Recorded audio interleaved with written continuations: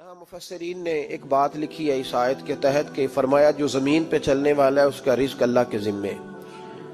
फरमाते हैं कि ये अल्लाह ने हमारी अकल के मुताबिक हमसे बात की है, वरना आसमानों में जितनी मखलूक है रिज्क उसका भी अल्लाह के जिम्मे ही है।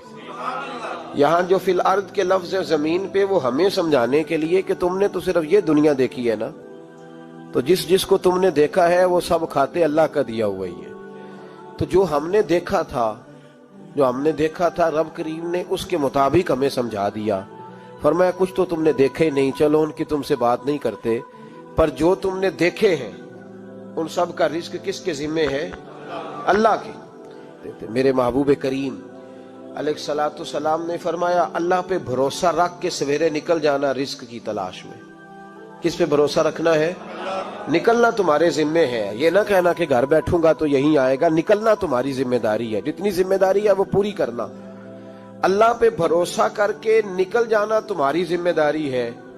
रब का जिम्मा है तुम्हें रिस्क देना, वो जरूर तुम्हें रिस्क पहुंचाएगा। तो या रसूल अल्लाह सल्लल्लाहु अलैहि वसल्लम किस तरह पहुंचेगा? तो जरा हुजूर के लफ्जों का हुस्न भी देखिए।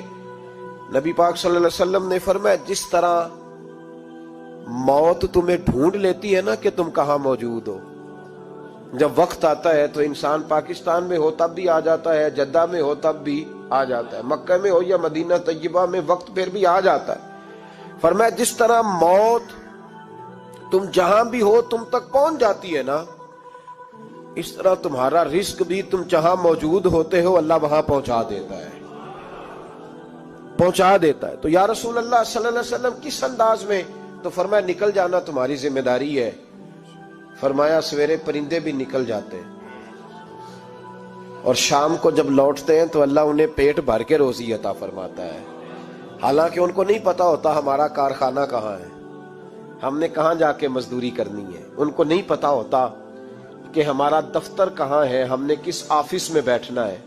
उनको नहीं पता होता कि हमने कहाँ जाके माल खरीदना है और कहाँ से हमने फिर उसको दोबारा बेचना है। उन्हें खबर नहीं होती। अल्लाह पे भरोसा करके निकल जाते हैं। निकलना तो तेरे जिम्मे है कि नहीं? फरमाया वो तू ड्यूटी कर, शाम को अल्लाह जो रब परिंदों को रोजी देता है वो तुझे भी अता फरमाएगा।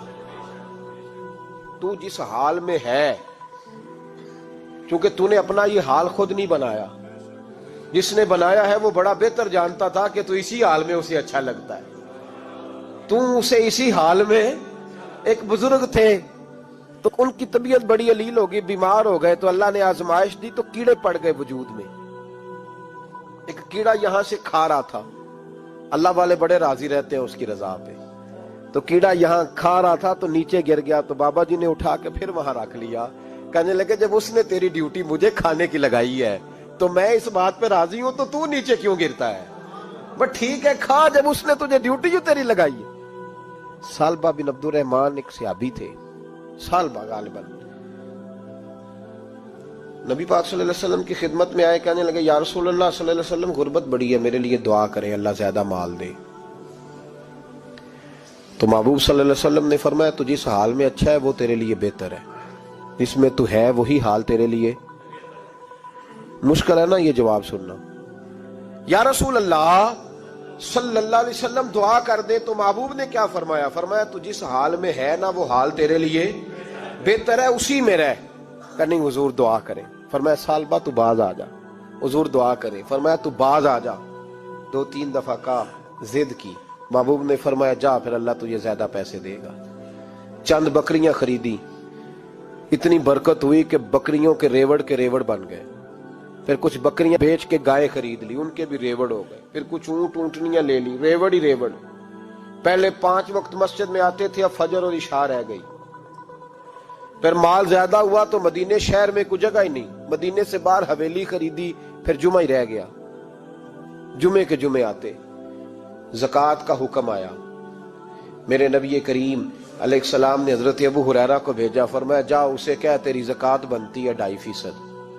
तो सालबा के पास हुजूर ने पैगाम भेजा। पहले तो कहा तेरे लिए बेहतर नहीं माल, जब इसरार किया तो बड़ी बरकत हो गई, बड़ा आया तो फरमाया ज़कात दे, 2.5% ज़कात है। अब जब सोचा कि 5 ऊंटों पे एक बकरी जाएगी और बड़ा सारा मुझे देना पड़ेगा, अब जब गौर किया तो ये तो ना कहा कि मैं नहीं देता, حضرت ابو ہریرہ سے کہنے لگے نبی کریم علیہ السلام کی خدمت میں عرض کرنا کہ میں خود آؤں گا۔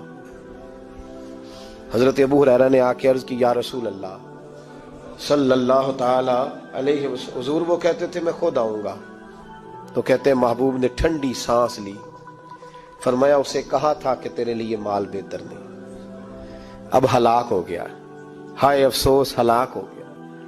ان کو بھی تھوڑی دیر کے بعد احساس ہوا کہ یہ میں نے کیا کیا، نبی پاک کو ہی کہہ دیا نہیں ہے، حضور کو کہہ دیا بعد میں آؤں گا۔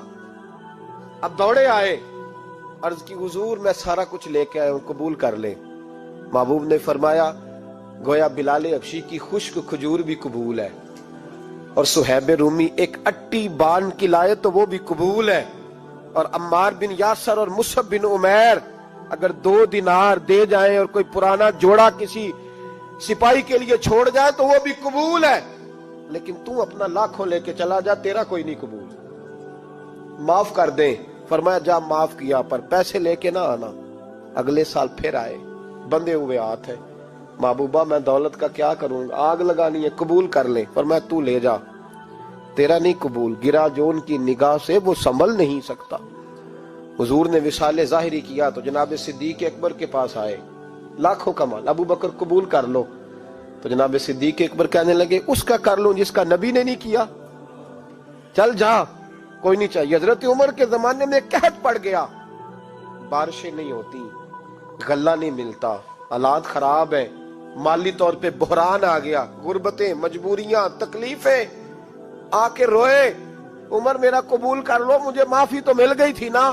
فرمایا معافی اپنی جگہ پہ، پر جس کا مصطفیٰ نے قبول نہیں کیا۔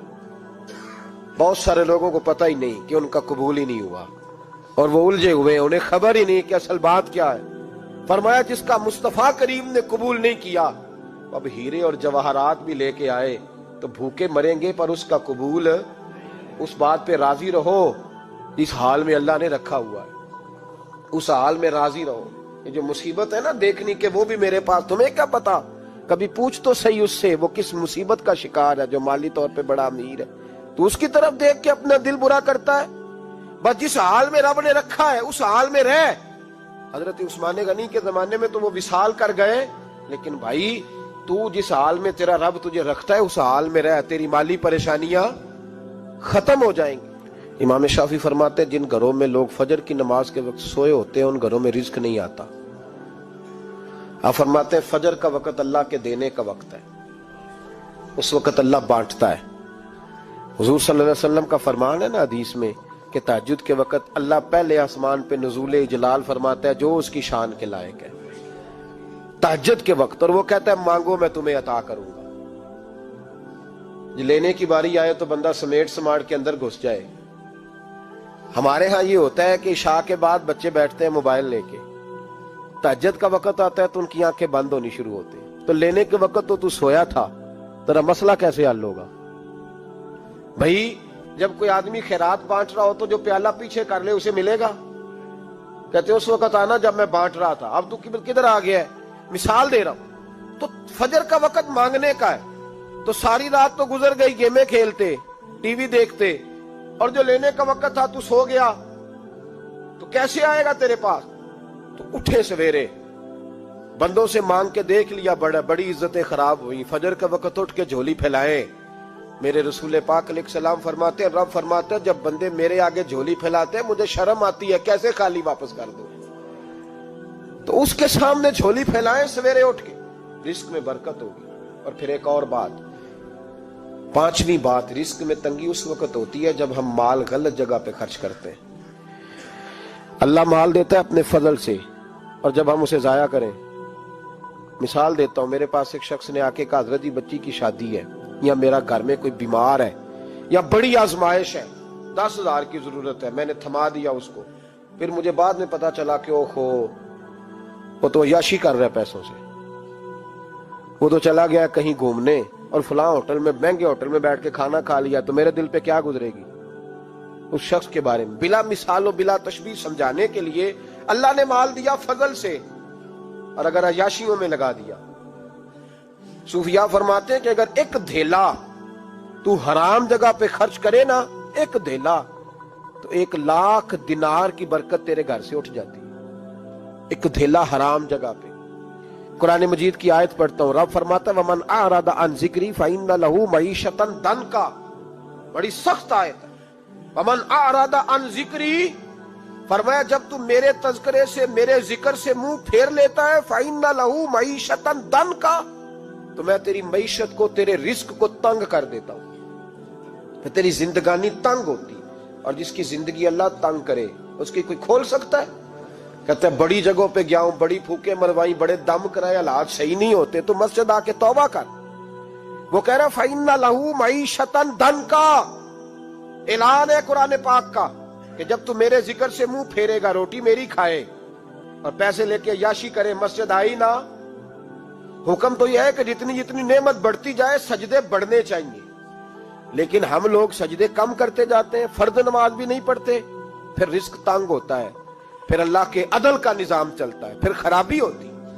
اس لیے یاد رکھیں قرآن مجید نے حکم دے دیا کہ اگر چاہتے ہو کہ رزق میں برکت ہو تو پھر رزق دینے والے کے آگے جھک جاؤ، پھر رزق دینے والے کے آگے جھکو۔ تو مالی پریشانی کا بہت بڑا سبب یہ ہے کہ ہم مسجد کی طرف نہیں آتے، دین کی طرف نہیں آتے، پیسہ ناجائز جگہ پہ خرچ